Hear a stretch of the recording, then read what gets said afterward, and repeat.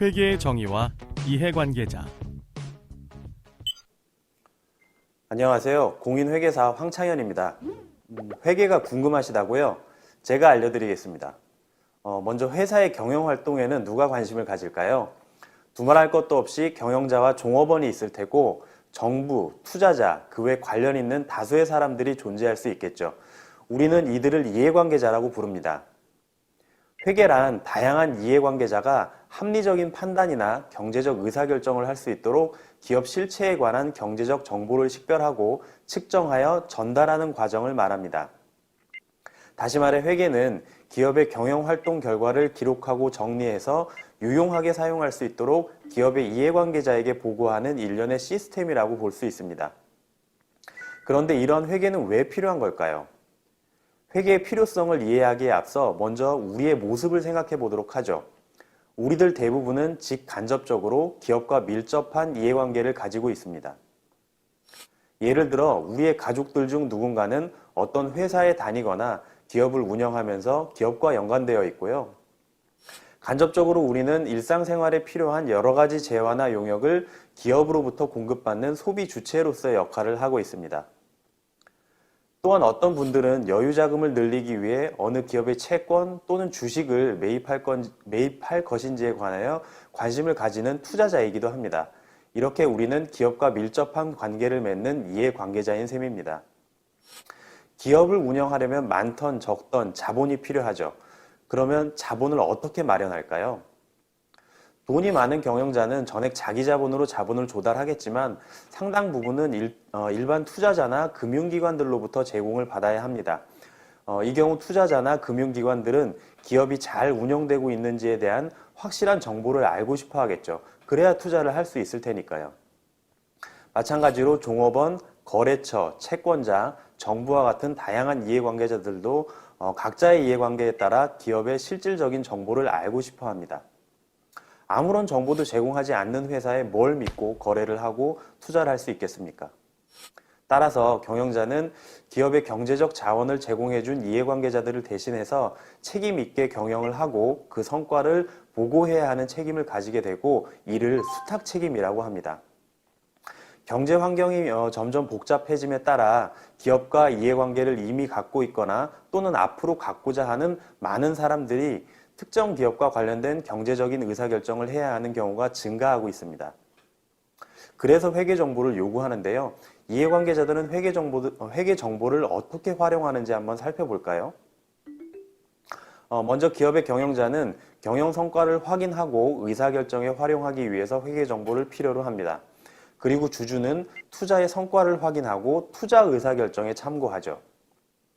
또한 채권자는 어떤 기업의 회계 정보를 통해서 여신의 제공 여부와 부채 상환 능력을 평가하고 기업의 거래처는 이 회사와 신용 거래를 해도 될지 거래 여부와 거래처의 상환 능력을 가늠할 때 회사의 회계 정보를 이용합니다. 한편 종업원들은 회계 정보를 이용하여 임금 협상 자료를 활용하거나 내가 이 회사에 일을 해도 금방 망해버릴 회사는 아닌지를 확인해 볼 수 있고요. 국세청 등과 같은 과세 당국에서는 세금 부과의 근거 자료로 사용하게 되는 것이죠. 자, 이제 이해하셨나요? 기업의 많은 이해관계자들은 자기가 가지고 있는 한정된 재산에 대해 최소의 위험으로 최대의 수익을 올리고자 하는데 이러한 부의 극대화를 위한 경제적 의사결정을 위해서 기업에 관한 정보를 필요로 하게 되는 것입니다. 그리고 회계는 그러한 이해관계자들의 의사결정에 유용한 정보를 제공하는 것을 그 기본 목적으로 하고 있는 것이지요. 전통적인 회계가 수탁 책임의 이행 여부에 대한 보고만을 중시했다라고 한다면 현대 회계는 의사결정에 있어서의 유용성을 더욱 강조하면서 회계 정보 이용자의 범위가 투자자나 채권자를 넘어서 계속 확대가 되고 있는 상황이고요. 일반 정보 이용자들이 가지고 있는 다양한 정보 욕구를 충족시키기 위해서 회계의 역할도 한층 강조되고 있습니다. 앞서 다양한 이해관계자들에 대해서 알아봤습니다. 이번에는 이해관계자를 기업을 중심으로 분류를 해서 내부 이해관계자와 외부 이해관계자로 나누어 살펴보고 회계의 종류에 대해 설명해 드리도록 하겠습니다. 먼저 내부 이해관계자는 기업의 경영을 담당하고 있는 경영자 및 여러 계층의 종업원을 의미하는데요. 이들은 자신이 몸담고 있는 기업이 저렴한 원가로 재화 또는 용역을 생산하고 경쟁력 있는 수준의 판매 가격을 통해서 충분한 수익 및 현금을 창출할 수 있는지, 자원의 효율적 배분을 통해서 치열한 경쟁 속에서 기업이 지속적으로 성장할 수 있는지, 이런 부분에 관심을 갖게 됩니다. 반면에 외부 이해관계자들은 기업의 영업활동, 투자활동 및 재무활동에 관심을 갖고 있는 투자자, 채권자, 거래처, 정부기관, 그리고 일반 대중 등을 의미하고요. 이들은 투자, 대출 또는 거래 대상으로서의 기업으로부터 자신의 투자나 재화 및 용역 제공에 대한 적절한 보상을 받을 수 있는지, 혹은 기업이 조만간 도산할 위험은 없는지 등에 관심을 갖고 있습니다. 그리고 앞서 말했듯이 과세 당국은 기업의 이익에 대해서 공정한 과세 자료를 필요로 하게 됩니다. 자, 이어서 회계의 종류에 대해 살펴볼 텐데요. 정보 이용자의 유형에 따라서 관리 회계, 그 다음에 재무 회계로 나누어지게 되는데, 화면과 같이 내부 이해관계자는 관리 회계를, 외부 이해관계자는 재무 회계를 이용하게 됩니다. 자, 어떻게 다른지 한번 비교해 볼까요?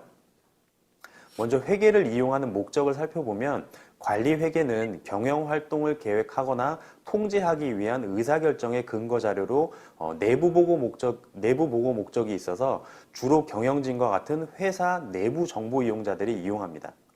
반면에 재무회계는 외부 보고를 목적으로 하기 때문에 회사 외부의 이해관계자들에게 제공됩니다. 다음으로 보고의 형태적인 측면에서 관리회계는 특수 목적의 재무제표와 기타 보고서, 이런 양식으로 일정한 기준 없이 필요한 경우에 작성이 되고 있고요. 정보의 내용에 있어서도 미래지향적이거나 목적 적합성을 강조하게 됩니다. 이에 비해서 재무회계는 법에 의한 요구에 따라 재무제표의 형식을 통해 작성이 일반적으로 되고요. 기업회계 기준 등 일정한 기준에 일치해야 합니다. 정보의 내용 또한 이미 발생한 과거지향적이며 객관성을 강조하고 있습니다. 자, 이렇게 회계는 이용자의 목적에 따라서 보고 수단이나 작성 내용이 달라지게 되는 것이죠.